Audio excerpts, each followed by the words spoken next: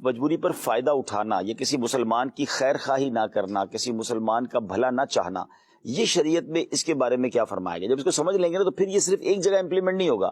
یعنی شاید اس ٹاپک کو دیکھ کر لوگ سمجھیں گے یہ صرف کاروباری لوگوں کے لیے. ایسا نہیں ہے، یہ فیملی لائف میں بھی ہو رہا ہوتا ہے. یعنی گھر کے اندر بھی کوئی ایک بندہ مجبور ہوتا ہے، لیکن اسی مجبوری سے گھر کے کئی افراد فائدہ اٹھا رہے ہوتے ہیں. کچھ رشتے ایسے ہوتے ہیں خاندان میں، فیملی میں، جو ایک بندے کو دبا ہی رہے ہوتے ہیں کیونکہ مجبور ہے، وہ کہیں نہیں جا سکتا. اب مثال دیتا ہوں، فیملی کی بات کریں تو شوہر ہے. اگر شوہر کا مزاج ہی عجیب ہے تو اس کو پتا ہے بیوی نے کہاں جانا ہے، اب جتنا دبانا ہے دبا دو. اب ساس اور بہو کے معاملات میں بعض اوقات ایسا ہو رہا ہوتا ہے، نند اور بھاوج کے معاملات میں ایسا ہو رہا ہوتا ہے. تو اگر اس بہت براڈ پراسپیکٹس ہے کہ اس میں بہت ساری جگہوں پر جا کر یہ امپلیمنٹ ہوگا کہ اگر کہیں کوئی مجبور ہے تو کیا ہمیں یہ اجازت ہے کہ ہم جتنا چاہیں دبا دیں؟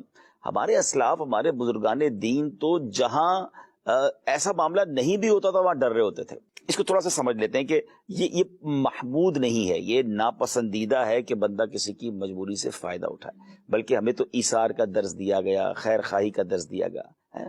خیر الناس من ینفع الناس، لوگوں میں بہترین یا اچھا وہ ہے جو دوسرے لوگوں کے لیے فائدہ مند ہو. اب ہم غور کریں کہ اچھا پھر وہ حدیث پاک ہے جس کا مضمون ہے کہ مومن وہ ہوتا ہے جو اپنے لیے پسند کرتا ہے، وہ دوسروں کے لیے پسند کرتا ہے. کبھی ہم کسی مجبوری میں پھنسے ہوں اور ہمارے ساتھ کسی نے ایسا کیا ہو کہ ہماری مجبوری سے فائدہ اٹھا، کتنا فیل ہوتا ہے سلمان بھائی کہ یار یہی موقع تھا فائدہ اٹھانے کا، یار آج تو تھوڑا سا ہلکا ہاتھ رکھ لیتا. لیکن لوگ نہیں رکھتے. تو وہی آپ اپنے لیے پسند نہیں کر رہے نا، اب آپ دوسروں کے لیے پسند نہ کریں. پہلے کاروباری لوگوں کو دیکھنا ہوگا کہ جب سیزن آتا ہے جس کو وہ اپنا سیزن مانتے ہیں، لیکن اس سیزن کی ریٹ بڑھانے کی وجہ سے کئی لوگ پریشان ہو جاتے ہیں. میں آلموسٹ پوری دنیا ٹریول کرتا ہوں. نارملی کئی ملکوں میں جب ان کے تہوار آتے، خاص طور پہ کوئی خوشی کا موقع آتا ہے نا، میں نام نہیں لینا چاہتا، ایک تہوار دنیا میں بہت مشہور ہے، ٹھیک ہے نا، مگر اس کی باقاعدہ سیل لگتی ہیں. یعنی مجھے پتا ہے، میں ابھی پچھلے دنوں میں خود اپنے لیے بتا رہا ہوں کہ میں جب یو کے گیا تو مجھے کسی نے پتا ہے، میں نے کہا مجھے بیگ لینا ہے، تو کہ رک جائیں تھوڑے دنوں میں وہ دن آنے والے ہیں، اس میں سیل لگے گی 50% میں آپ کو مل جائے گا.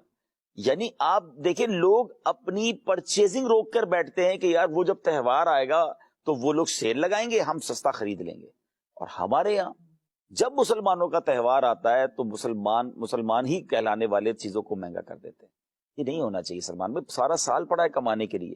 تو یہ کاروباری لوگ ایسے موقع پر خاص طور پہ یہ ٹھیک ہے. اچھا پھر کچھ لوگ کیا کہتے ہیں، 1 روپے کی چیز 1000 میں بھی بیچ سکتے ہیں نا، ہماری چیز ہے، جتنا چاہے پروفٹ کمائیں.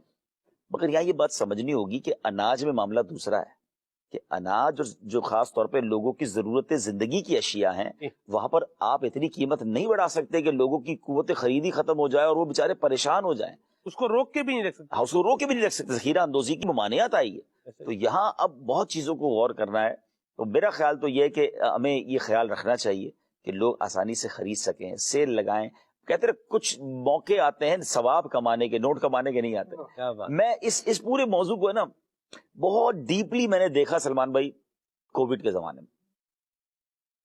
اللہ کی شان ہے، کووڈ کے زمانے میں کچھ لوگوں نے مال بنایا اور کچھ لوگوں نے جنت بنائی.